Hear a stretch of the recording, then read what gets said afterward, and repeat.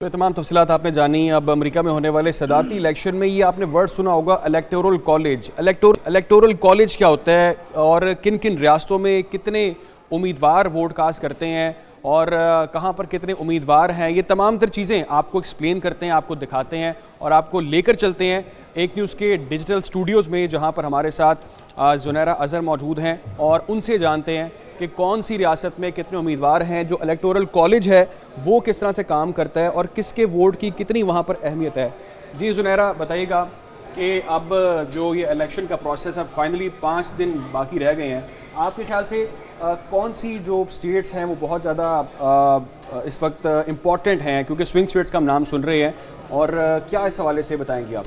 Well, आप बताते रहे हैं, काफ़ी लोगों को काफ़ी दिनों से मैं सुन रही थी, लेकिन the easiest way to understand is कि हम पिछले इलेक्शन में चले जाते हैं। तो इसमें आप देख रहे हैं कि ये जितनी रेड रिपब्लिकन को जिन्होंने वोट डाला वो सब रेड हो गई हैं, और बाकी की जितनी स्टेट्स ब्लू हैं वो सारी डेमोक्रेट्स को इन्होंने वोट किया था। 270 का मैजिक फिगर जो कैंडिडेट ले लेता है, ही और शी बिकम्स द प्रेसिडेंट। अब हमें शी कहना पड़ रहा है क्योंकि अभी तक हिस्ट्री में इसकी ज़रूरत नहीं पड़ी थी, तो अब कैमला हैरिस आ गई हैं। तो ये अगर आप 2020 को देखें तो 306 बाइडन के पास, जो बाइडन के, यस, एंड ट्रम्प 232।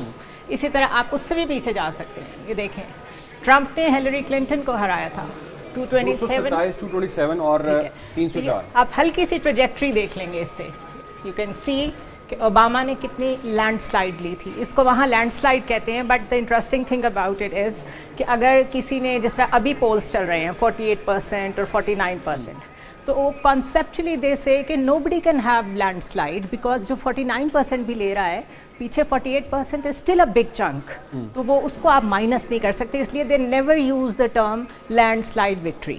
ये अमेरिकन इलेक्शंस की एक बड़ी सिग्निफिकेंट चीज़ है। इसमें तो बहुत डिफरेंस है 206 और एग्जैक्टली। सो हम यहाँ से अगर थोड़ा सा यहाँ से 1992 से जाएं तो यू कैन सी क्लिंटन, तो बिल्कुल क्लिंटन बहुत प्रोमिनेंट फिगर आए। 1996 पे जाएं, अगेन 2 टर्म्स क्लिंटन की, 1996 और 2000 में अगर बताएं तो आप देख रहे हैं junior Bush and L gore, और ये भी बड़ा एक क्लोज कंपटीशन नजर आ रहा है 271 266। और इसके बाद L gore took retirement from the politics because he thought कि मैंने इतना क्लोज कंटेस्ट अगर कर लिया है तो I can actually convince the people on the climate change.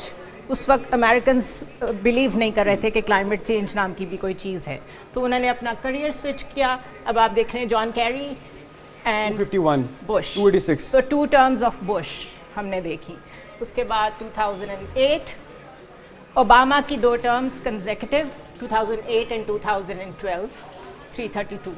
Landslide सिर्फ इस हद तक ही होती है, इससे ज़्यादा नहीं होती। 2016 में हिलरी क्लिंटन को हराया था ट्रम्प ने, 16 में, बिल्कुल 16 में, ठीक है। And now we are waiting for 2020, देखते हैं कि 2020 में क्या होता है। ज़रा इस तरह से भी आपने 2016 बताया, तो इसमें भी जो डिफरेंस है वो नज़र आ रहा है कि ट्रम्प के पास था, और स्विंग स्टेट्स का बड़ा इसमें कुछ अपसेट्स भी सामने आए थे। अब इस बार अगर इसी हम रेशो को देखें डोनाल्ड ट्रम्प की 304 की और 2020 यानी कि अभी के अंदर, आपके ख्याल से ये डिफरेंस जो है ये इस बार बहुत कम होगा या कोई शायद अपसेट सामने आएगा, कोई बड़ी लीड सामने आ सकती है रिपब्लिकन्स की? यहाँ बड़ी लीड मुश्किल है, लेकिन जो लेटेस्ट बाइडन की एक स्टेटमेंट आई है उसके बाद पोल्स भी सजेस्ट कर रहे हैं कि काफ़ी डैमेज हुआ है कैमला हैरिस की कैंपेन को, तो अगर फ़र्क पड़ेगा भी तो शायद 2 पॉइंट्स का पड़ जाए। अच्छा, ये थोड़ा सा ज़रा आप ये देखें कि फॉर एग्जांपल मोंटाना है, मोंटाना के अंदर इलेक्टोरल वोट कितने हैं? 4 हैं। अच्छा, इलेक्टोरल वोट इस तरह जैसे हमारी कॉन्स्टिट्यूएंसीज होती है कि किस सूबे में किस जगह पे कितनी कॉन्स्टिट्यूएंसीज हैं, तो यहाँ पर किस स्टेट के पास कितने इलेक्टोरल वोट्स हैं उसकी बेस पे वो इम्पोर्टेंट कंसिडर होती है। और इसी वजह से जो स्विंग स्टेट्स हैं उनको स्विंग कहा जाता है कि वहाँ इतने ज़्यादा वोट्स हैं कि they can swing the election in any. Electoral vote सब में डिफरेंट होंगे, सब में डिफरेंट है। कुछ जिस तरह आप से देख लें, विस्कॉन्सिन में 10 हैं, इलिनॉय में 20 हैं, आप देख सकते हैं, और अगर हम ओहायो में देखें तो 18 है। तो आप देख रहे हैं टेंडेंसी कि 18 की 18 2020 में ये जो रेड है इट मीन्स रिपब्लिकन के पास गई हैं। सो बेसिकली ये कलर्स बेसिकली वही हम एक बार बता दें, ये डिफाइन किए गए, रिपब्लिकन्स का रेड कलर है और डेमोक्रेट्स का ब्लू कलर है। और इसकी जो डिवीजन है इस वक्त वो ये है कि एक ग्रीन पार्टी और लॉन्च हो गई है। अब इस वक्त के जो मैप्स हैं उसमें उनका कोई नाम निशान नहीं है, बिकॉज ग्रीन पार्टी बिकॉज जो अपने आप को किसी से भी रिलेट नहीं करना चाह रहा वो उस पार्टी में जा रहे हैं। तो अभी तक के मैप्स में हमें उनकी कन्फिग्रेशन कहीं नजर नहीं आ रही, सो द जनरल आएगी भी नहीं। सो जनरल मुकाबला जो है वो एज यूजुअल बिटवीन डेमोक्रेट्स और रिपब्लिकन में असल जो है वो मार्का है। और तमाम तर सर्वेज जो सामने आ रहे हैं वो बड़ी क्लोज आ रहे हैं, कभी किसी में किसी को बर्तरी है, कभी किसी में किसी को है, लेकिन ये बड़ा शॉकिंग होगा कौन इस वक्त जीता है। नाज़रीन, और ये कैंपेन टू कैंपेन चीज़ें चेंज हो रही हैं। अब इस वक्त तकरीबन कैमला हैरिस भी और ट्रंप ये सिर्फ स्विंग स्टेट्स को टारगेट कर रहे हैं, वो किसी और जगह पे नहीं जा रहे, सिर्फ उन स्टेट्स में जा रहे हैं। नॉर्थ कैरोलिना जो है उसकी सिग्निफिकेंस ये है कि वे अफ्रीकन नेशनल्स, अफ्रीकन अमेरिकन सबसे ज़्यादा नॉर्थ कैरोलिना में हैं। जो वो जीत लेगा वो बहुत बड़ी पॉसिबिलिटी है कि वो किस डायरेक्शन में अपने नताइज को ले जाए। इसी तरह पेंसिल्वेनिया, विस्कॉन्सिन, ये वो स्टेट्स हैं जहाँ पे आप एक ट्रेंड देखेंगे। इसी तरह हिस्ट्री में जैसे हमने अभी दिखाया, आप चले जाएं आपको ट्रेंड्स नज़र आएंगे। ऐसा नहीं होगा कि 5 वोट कहीं और पड़ रहे हैं, इलेक्टोरल वोट कहीं और 6 पड़ रहे हैं तो 11 पूरे हो रहे हो।